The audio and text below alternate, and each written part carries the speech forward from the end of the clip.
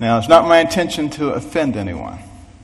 I have discovered, however, in recent years that it's very difficult to speak to a large group of people these days and not offend someone.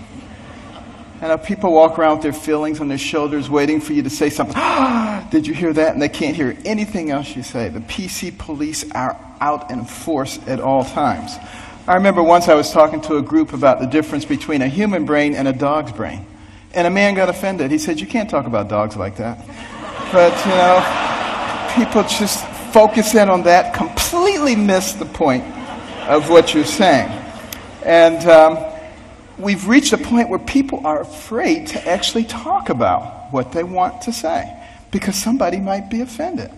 People are afraid to say Merry Christmas at Christmas time. It doesn't matter whether the person you're talking to is Jewish or, you know, whether they're any religion.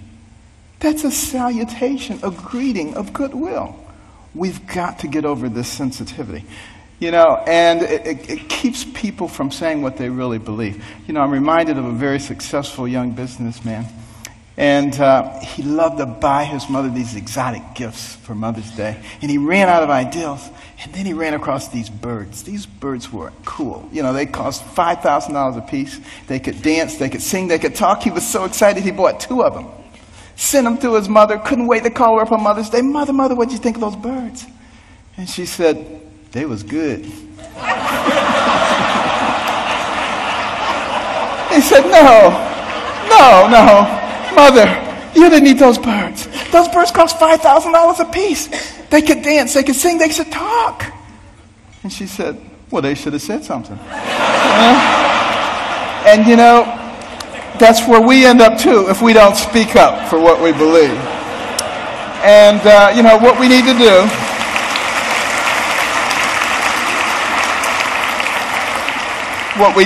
do in this PC world is forget about unanimity of speech and unanimity of thought.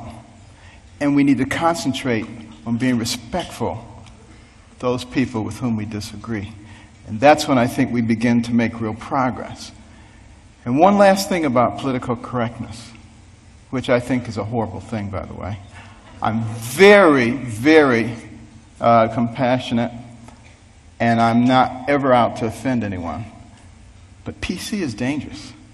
Because you see, this country, one of the founding principles was freedom of thought and freedom of expression. And it muffles people. It puts a muzzle on them. And at the same time, keeps people from discussing important issues while the fabric of their society is being changed. And we cannot fall for that trick.